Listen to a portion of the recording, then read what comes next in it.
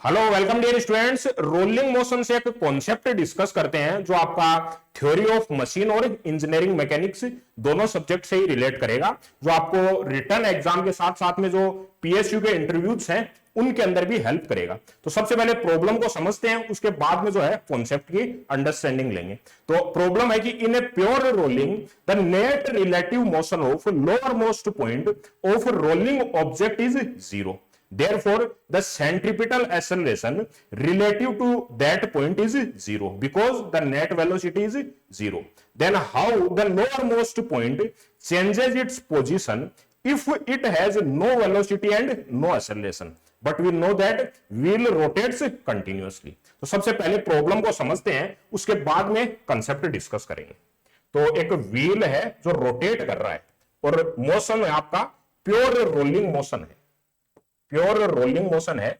Pure rolling motion का मतलब है कि स्लिपिंग नहीं हो रही। तो लोअर मोस्ट पॉइंट जो है, यहां पर जो लोअर मोस्ट पॉइंट है, ये जो पॉइंट ए पॉइंट हम बोल रहे हैं, इस व्हील के लिए हम मान लेते हैं कि ओमेगा वेलोसिटी के साथ में रोटेट कर रहा है व्हील, और आगे की साइड में जो मूव कर रहा है, जो लीनियर डायरेक्शन के अंदर इसका मोशन है, उसको हमें सेंटर ऑफ जो पॉइंट है, जो सेंटर पॉइंट है, उससे इसकी वेलोसिटी वी नोट हम एज्यूम करके चल लेते हैं। ये लीनियर वेलोसिटी के साथ में मूव कर रहा है, साथ में ओमेगा के साथ में रोटेट कर रहा है व्हील। ये रेडियस हम आर मान करके चल लेते हैं, ठीक है।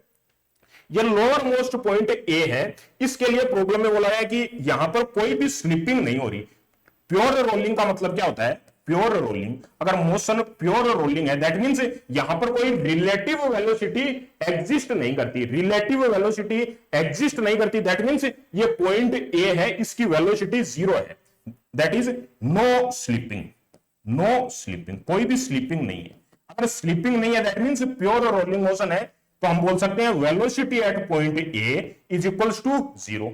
अब इसके लिए एक्सेलरेशन अगर बोलना चाहे, that is V square by R. Centripetal acceleration towards the center जो एक्सेलरेशन लग रहा है, that is V square by R. अब यहां पर अगर वेलोसिटी जीरो है, v की वैल्यू अगर जीरो है, तो यहां पर a की वैल्यू भी कितनी हो जाएगी? ऑटोमेटिकली जीरो वैल्यू हो जाएगी। तो अगर v a is equals to zero है, acceleration at point is equals to zero है, तो वेलोसिटी एक्सेलरेशन दोनों जीरो होने के बाद भी व्हील अगर रोटेट कर रहा है, that means point A move कर रहा है। यहां पर वेलोसिटी भी नहीं है, एक्सेलरेशन भी नहीं है, उसके बावजूद पॉइंट ए मूव क्यों कर रहा है? That is the problem.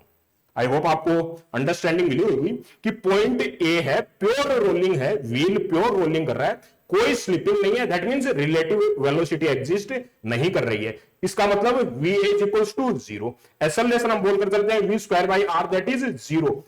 Velocity v है, वो जीरो है, तो एक्सेलरेशन भी ऑटोमेटिकली जीरो। अब वेलोसिटी भी जीरो, एक्सेलरेशन भी जीरो, वेलोसिटी एक्सेलरेशन कोई भी एग्जिस्ट नहीं कर रहा है, उसके बाद भी पॉइंट ए है, वो मूव कैसे कर रहा है? व्हील रोटेट करेगा, व्हील रोटेट करेगा, पॉइंट ए मूव करेगा। तो मूव किस वजह से कर रहा है पॉइंट ए? जबकि यहां पर तो वेलोसिटी भी एग्जिस्ट नहीं है, एक्सेलरेशन भी एग्जिस्ट नहीं है। तो इसके पीछे का लॉजिक समझते हैं, इसके पीछे का कॉन्सेप्ट समझते हैं, जो थॉट प्रोसेस है उसको समझते हैं, ठीक है। तो सबसे पहले हमने बोला कि पॉइंट ए के लिए जो हमने एक्सेलरेशन अप्लाई किया है, वहां पर मिस्टेक है। वी स्क्वायर बाई आर हमने अप्लाई किया है, वहां पर मिस्टेक है। ये वी स्क्वायर बाई आर हम कब अप्लाई करते हैं? For circular motion, for circular motion, for circular motion, circular motion. अब क्या पॉइंट ए सर्कुलर मोशन कर रहा है? पॉइंट ए का मोशन समझते हैं, पॉइंट ए का मोशन समझते हैं। ये जो पॉइंट ए है उसका मोशन समझते हैं, कैसा मूव कर रहा है पॉइंट ए। यहां पर हमने ड्रॉ किया, पॉइंट ए है, यहां पर एग्जिस्ट करता है पॉइंट ए। अब जैसे ही व्हील रोटेट करेगा, पॉइंट ए आगे मूव करेगा। अब इसका प्रोजेक्शन ड्रॉ करता हूं मैं, इसकी ट्रेजेक्टरी ड्रॉ करता हूं मैं, तो पॉइंट ए इस टाइप से मूव करेगा। अब यहां पर सडन वापस से व्हील आगे की तरफ मूव कर रहा है, तो पॉइंट ए वापस यहां से उठेगा और आगे की डायरेक्शन के अंदर। इसकी जो रेडियस है हम आर मान करके चले थे, तो इसके लिए आप क्या मान लोगे? पॉइंट यहां से यहां तक कितनी? 2 पाई आर डिस्टेंस कवर किया। टोटल डिस्टेंस कितनी? 2 पाई आर डिस्टेंस कवर किया। अब आगे नेक्स्ट नीचे आएगा पॉइंट ए लोअर, वापस से व्हील आगे रोटेट कर रहा है, तो ये मोशन आगे कंटिन्यूअस होता रहेगा। अब क्या पॉइंट ए रोलिंग मोशन करने के दौरान प्योर सर्कुलर मोशन कर रहा है, सर्कुलर मोशन के अंदर है। ये जो मोशन है ए का, ए की जो ट्रेजेक्ट्री हमने ड्रॉ करी उसमें आप देख पा रहे हो कि मोशन कैसा है, सर्कुलर मोशन नहीं है। पॉइंट ए है वो सर्कुलर मोशन के अंदर मूव नहीं कर रहा। और हमने जो एक्सेलरेशन अप्लाई किया था v²/r, वो क्या किसके लिए था, for circular motion. That means point A के लिए v²/r हम अप्लाई नहीं कर सकते। तो फिर यहां पर एक्सेलरेशन एग्जिस्ट, कोई ना कोई एक्सेलरेशन तो एग्जिस्ट है जिसकी वजह से पॉइंट ए मूव कर रहा है। तो इसका एक्सेलरेशन हम कैसे ड्रॉ करेंगे, इसके मोशन को समझते हैं। जो ए है उसके जो प्रोजेक्शन, जो ट्रेजेक्ट्री हमने ड्रॉ करी है, उसके ट्रेजेक्ट्री को ड्रॉ करके उसके बाद में इसके एक्सेलरेशन को समझते हैं कि अगर सर्कुलर मोशन नहीं है तो इसका हम जो एक्सेलरेशन है वो कैसे फाइंड कर सकते हैं। क्योंकि एक्सेलरेशन तो एग्जिस्ट कर रहा है, उसी वजह से तो पॉइंट ए मूव कर पा रहा है। क्योंकि अगर एक्सेलरेशन होगा ही नहीं, वेलोसिटी भी नहीं है, तो पॉइंट ए मूव नहीं करना चाहिए। जबकि व्हील रोटेट कर रहा है, that means point A move कर रहा है, तो कोई ना कोई एक्सेलरेशन तो एग्जिस्ट है। तो इसके एक्सेलरेशन को कैसे हम कैलकुलेट करते हैं, इसके मोशन को समझते हैं। सबसे पहले यहां पर जो मोशन आपको ड्रॉ करके दिखाता हूं मैं, जो ए का मोशन है, तो पॉइंट ए है, इसके मोशन को समझते हैं। यहां पर एक स्लिट लेते हैं हम, छोटा सा, जो टर्न हो रहा है, जो पॉइंट ए डैश मानकर चल लेते हैं। इसके लिए अगर हम v²/r अप्लाई करना चाहें तो कोई एक सर्किल मान लेते हैं जिसका एक पार्ट है। इस टाइप से हम ड्रॉ कर लेते हैं कि इसका एक पार्ट रहा होगा, ए डैश कोई पार्ट रहा होगा। अब इस सर्किल की रेडियस हम r मान करके चल लेते हैं। अब इसके लिए आप v²/r अप्लाई कर सकते हो, v²/r अप्लाई कर सकते हो, तब इसका आपको एक्सेलरेशन है वो एग्जैक्ट एक्सेलरेशन आपको मिलेगा। इसी प्रकार से कोई दूसरी जगह हम यहां पर जो फ्लैट सरफेस है उसकी जगह हम जो पॉइंट है वो उसको ड्रॉ करते हैं कि इसका कोई सर्किल का पार्ट रहा होगा, ये जिसका ये हम ए डैश मानकर चल रहे हैं, कोई सर्किल ड्रॉ करते हैं। अब इस सर्किल के लिए जो रेडियस है उसको कोई r2 रेडियस मानकर चल लेते हैं। इसके लिए एक्सेलरेशन कैलकुलेट करना है कि यहां पर पॉइंट एग्जिस्ट कर रहा है, इस पाथ में पॉइंट अगर वेरी कर रहा है तो यहां पर एक्सेलरेशन a = v²/r2 मान सकते हो आप।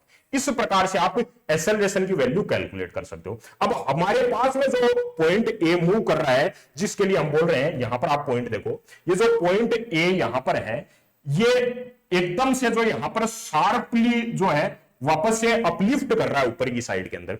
पॉइंट ए नीचे की तरफ आया और एकदम से पॉइंट ए है अपलिफ्ट कर दिया। दैट मींस यहां पर जो ए पॉइंट है उसने एकदम से स्लो हम नहीं बोल सकते, फास्ट नहीं बोल सकते, इन्फिनिटिवली फास्ट टर्न लिया है। पॉइंट ए ने कैसा टर्न लिया है, इन्फिनिटिवली फास्ट टर्न, इन्फिनिटिवली फास्ट टर्न है।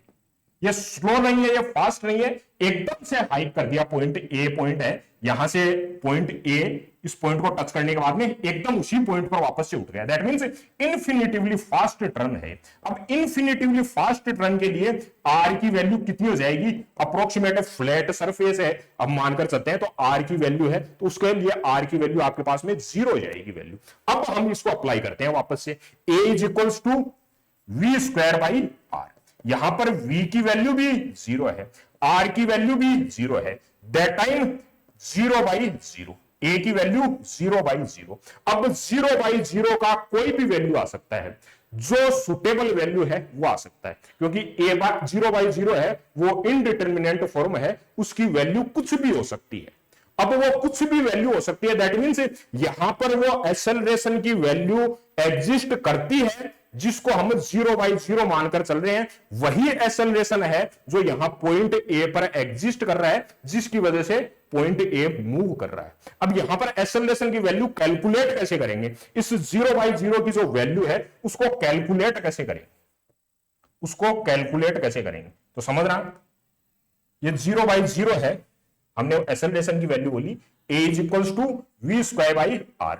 v भी 0 है और r भी 0 है। r 0 क्यों बोला, क्योंकि पॉइंट a है, एकदम से हम बोलेंगे कि इन्फिनिटिवली शार्प टर्न है, इन्फिनिटिवली फास्ट टर्न है, जिसके लिए हमने बोला कि r की वैल्यू 0 है। अब ये 0/0 है, तो a की कोई भी वैल्यू एग्जिस्ट कर सकती है। इस एग्जिस्टिंग a के कारण, इस एग्जिस्टिंग एक्सेलरेशन के कारण ही जो पॉइंट a है वो मूव कर रहा है। अब इस a की वैल्यू कैलकुलेट कैसे करेंगे,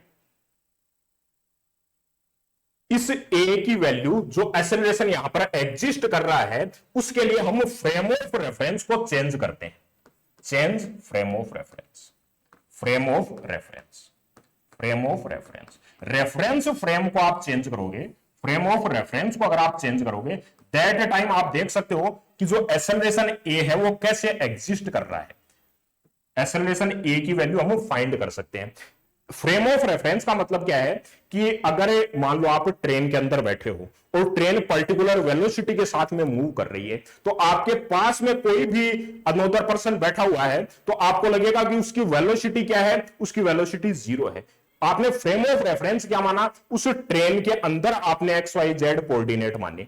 इस वजह से आपको दूसरा जो पर्सन बैठा हुआ है वो आपको कांस्टेंट दिख रहा है, वो कोई भी वेलोसिटी के साथ में मूव नहीं कर रहा। अब यही मैं फ्रेम ऑफ रेफरेंस चेंज करता हूं तो आप ट्रेन के बाहर से देखते हैं तब आपको मूव करता हुआ दिखाई देता है। तो फ्रेम ऑफ रेफरेंस है वो इंपॉर्टेंट मायने रखता है। फ्रेम ऑफ रेफरेंस को हम मेनली दो पार्ट के अंदर डिवाइड करते हैं, इनर्शियल फ्रेम और नॉन इनर्शियल फ्रेम।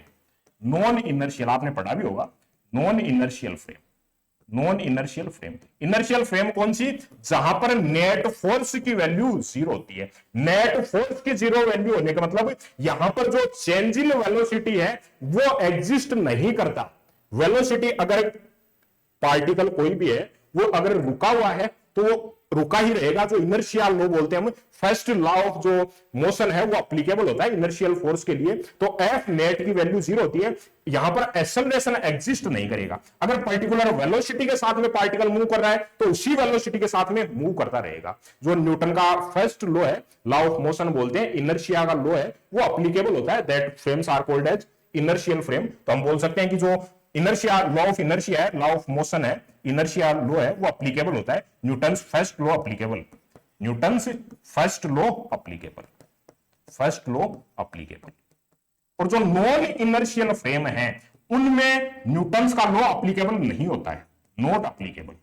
अब इसको अप्लाई करने के लिए हम एक आपने पढ़ा होगा सूडो फोर्स है, उसको ऐड करते हैं जिसकी वजह से हम जो न्यूटन का लॉ है उसको अप्लाई कर सके। सूडो फोर्स लगता नहीं है लेकिन हम उसको मानकर चलते हैं जिसकी वजह से न्यूटन का जो इनर्शिया का लॉ है उसको हम अप्लाई कर सके, जिसके लिए हम सूडो फोर्स है वो मानकर चलते हैं। अब यहां पर फ्रेम ऑफ रेफरेंस हम चेंज करते हैं, उसके बाद में एक्सेलरेशन की वैल्यू कैलकुलेट करके देखेंगे। तो यहां पर स्टार्टिंग के अंदर यहां पर हमने ड्रॉ किया कि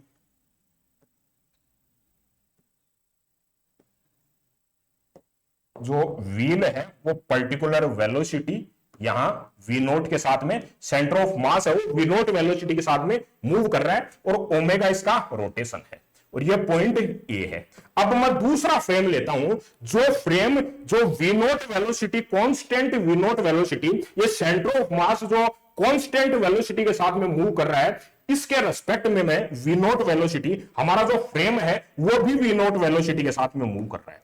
फ्रेम जो है वो भी वी नॉट वेलोसिटी के साथ में मूव कर रहा है। क्यों? क्योंकि सेंटर ऑफ मास है, इसको हमने फ्रेम ऑफ रेफरेंस मान लिया। फ्रेम ऑफ रेफरेंस मानने का मतलब क्या है कि आप खुद सेंटर ऑफ मास पर बैठे हुए हो। यहां जो वी नोट है सेंटर है, इस व्हील का जो सेंटर है उस पर बैठे हुए हो, उस पर बैठकर बाद में ए जो पॉइंट है उसको ऑब्जर्व कर रहे हो। अब इस पॉइंट सेंटर पॉइंट पर बैठने के बाद में आप पॉइंट ए को ऑब्जर्व करोगे, that time the motion is called circular motion. अब पॉइंट यहां पर हम सेंटर ऑफ मास, हम जो वेलोसिटी हम वी नोट माने हैं, जो सेंटर पर हमने माना है, जिसको हमने फ्रेम ऑफ रेफरेंस लिया, इस फ्रेम ऑफ रेफरेंस का अगर हम ड्रॉ करेंगे, इस frame of reference V naught से अगर वेलोसिटी हम देखेंगे, ए जो कैसे रोटेट कर रहा है, मोशन ऑफ द ए हम देखेंगे, तो पर्टिकुलर आपको लोकेशन यहां पर बैठने के बाद में ए पॉइंट आपको कैसा दिखाई देगा, सर्कुलर मोशन के अंदर। पॉइंट ए है वो आपको सर्कुलर मोशन के अंदर मूव करता हुआ दिखाई देगा। इस पर्टिकुलर ए पॉइंट पर यहां पर आप बैठे हुए हो तो पॉइंट ए आपको कैसा दिखाई देगा, सर्कुलर मोशन के अंदर है। सर्कुलर मोशन के अंदर है, दैट टाइम सर्कुलर मोशन के अंदर है, दैट टाइम हम acceleration v square by R apply कर देंगे। अब आर क्या है यहां पर, आर वो सेम जो व्हील के लिए हम रेडियस मानकर चल रहे थे कि जो रोटेटिंग व्हील है उसके लिए हम मानकर चल रहे थे कि आर वैल्यू है वो रेडियस है, तो व्हील की रेडियस है उसको मानकर चल रहे थे। ठीक है, तो यहां पर एक्सेलरेशन होगा वो v square by R. V naught क्या है, जो यहां में वी नोट से ड्रॉ कर देते हैं इसको, ए की value V naught square by R. V naught क्या है, तो सेंटर ऑफ मास जो यहां पर सेंटर है व्हील का वो मूव कर रहा है v नॉट वेलोसिटी के साथ में, तो इसका acceleration v square by R, या फिर हम बोल सकते हैं omega square R. Omega square R दोनों एक ही बात है। v is equals to R omega, इसकी लीनियर वेलोसिटी जो है इस पर्टिकुलर इस पॉइंट पर हम velocity v is equals to R omega, R कौन सा इसका radius into omega, v is equals to R omega. तो यहां पर एक्सेलरेशन है वो v naught square by R, इसका जो एक्सेलरेशन आया पॉइंट ए का वो v naught square by R. अब इनिशियल जो हमने फ्रेम लिया उसकी वेलोसिटी इसके रेस्पेक्ट के अंदर यहां पर जो एक्सेलरेशन है और यहां पर जो एक्सेलरेशन है, इन दोनों फ्रेम के अंदर एक्सेलरेशन के अंदर क्या कोई डिफरेंस है? हमने सेकंड फ्रेम के अंदर जो वेलोसिटी मानी v नॉट वेलोसिटी, वो कांस्टेंट वेलोसिटी v नॉट है। तो एक पर्टिकुलर व्हील है वो कांस्टेंट वेलोसिटी v नॉट के साथ में मूव कर रहा है। अब constant velocity at that time acceleration की वैल्यू क्या होगी? जीरो होगी। अब एक्सेलरेशन दोनों ही फ्रेम के अंदर एक्सेलरेशन की वैल्यू जीरो है कि फ्रेम फर्स्ट मान लेता हूं, इसको फ्रेम सेकंड मान लेता हूं, तो जो सेकंड फ्रेम का एक्सेलरेशन है with respect to first frame कितना है? जीरो है। तो यहां पर जितना एक्सेलरेशन होगा उतना सेम एक्सेलरेशन फर्स्ट फ्रेम के लिए होगा, बिल्कुल होगा। तो यहां पर एक्सेलरेशन ए की वैल्यू कितनी आएगी? यहां एक्सेलरेशन ए पॉइंट के लिए हमने निकाला that is v naught square by R. तो ये v naught square by R जो वैल्यू आई है हमारे पास में, वो यहां पर जितनी वैल्यू आई एक्सेलरेशन के अंदर डिफरेंस जीरो है। क्यों? क्योंकि हमारा फ्रेम ऑफ रेफरेंस है वो वेलोसिटी v नॉट जो कि कांस्टेंट वेलोसिटी के साथ में मूव कर रहा है। अगर ये वेलोसिटी कांस्टेंट नहीं होती तब हम यहां पर जो एक्सेलरेशन कैलकुलेट किए उसको पहले फ्रेम के अंदर अप्लाई नहीं कर सकते थे। लेकिन अगर वेलोसिटी कांस्टेंट है तो हमने पहले फ्रेम पर सेम जो एक्सेलरेशन कैलकुलेट किया उसको हमने अप्लाई कर दिया, क्योंकि एक्सेलरेशन का डिफरेंस है with respect to frame one zero बना हुआ है। तो यहां पर एक्सेलरेशन की वैल्यू क्या होगी? v naught square by R. ठीक है, तो यहां पर हमने स्टार्टिंग के अंदर वापस से जाते हैं कि यहां पर हमने एक्सेलरेशन की वैल्यू क्या कैलकुलेट कर दी? एक्सेलरेशन ए की value v naught square by R. यहां पर जो स्टार्टिंग के अंदर हम कैलकुलेट करके चले थे, ये जो v नॉट है इसको स्टार्टिंग जो हमने सेंटर के लिए o वैल्यू कैलकुलेट कर दी, तो यहां पर जो एक्सेलरेशन की वैल्यू आएगी a की that is same as v square by R. ये v स्क्वायर बाई आर है, ये वैल्यू हमारी 0/0 की वैल्यू है। जो 0/0 हमने कैलकुलेट किया था जिसका एक्सेलरेशन a है, हमने कहा था कि एक्सेलरेशन की वैल्यू 0/0 है, एग्जैक्टली जीरो नहीं है, जीरो वैल्यू नहीं है, 0/0 वैल्यू है। वो 0/0 की कोई भी वैल्यू अपने पास में आ सकती है, क्योंकि 0/0 इटसेल्फ एक इनडिटर्मिनेंट फॉर्म है। आई चीज समझ में? तो यहां पर एक्सेलरेशन एक्चुअल के अंदर एग्जिस्ट कर रहा है, कितनी वैल्यू है उस एक्सेलरेशन की? v square by are value है। या आप जीरो कैलकुलेट कर रहे हो कि वेलोसिटी v की वैल्यू आप जीरो कैलकुलेट करके एक्सेलरेशन की वैल्यू जीरो कर रहे हो, ये एक्चुअल के अंदर 0/0 है। जो एक्चुअल में 0/0 है उसकी वैल्यू कितनी आई अपने पास में?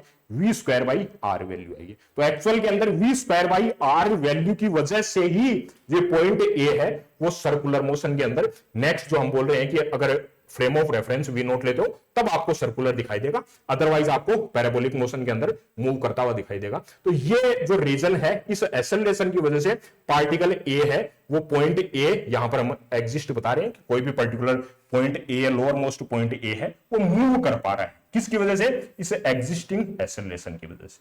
आई चीज समझ में?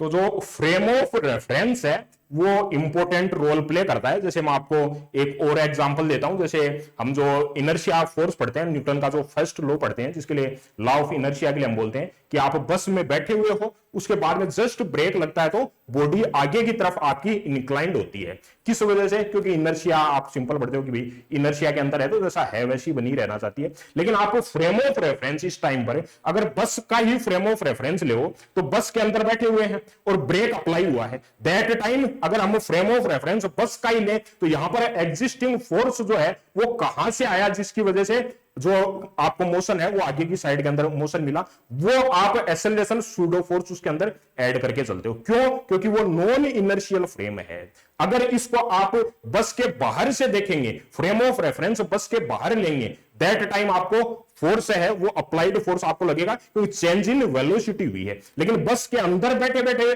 जो फोर्स आया है वो किसकी वजह से आया? किसी ने आपको धक्का नहीं दिया है, केवल ब्रेक अप्लाई होने से एक्सटर्नल फोर्स जो आया है वहां पर हम सूडो फोर्स ऐड करके चलते हैं, क्योंकि नॉन इनर्शियल फ्रेम है। उसके लिए मैंने आपको बताया कि सूडो फोर्स कैलकुलेट कर मानकर चलते हैं, जिसकी वजह से हमें न्यूटन का लॉ है अप्लाई कर सके। ठीक है, तो ये आपको इंपॉर्टेंट ध्यान में रखना है कि जो इनर्शिया और नॉन इनर्शियल फ्रेम है, उनके फ्रेम ऑफ रेफरेंस चेंज करने की वजह से जो एक्सेलरेशन ए की वैल्यू है वो एग्जैक्ट के अंदर जीरो ना होकर के 0/0 है। इस एग्जिस्टिंग एक्सेलरेशन के कारण ही जो पॉइंट ए है वो मूव कर पा रहा है।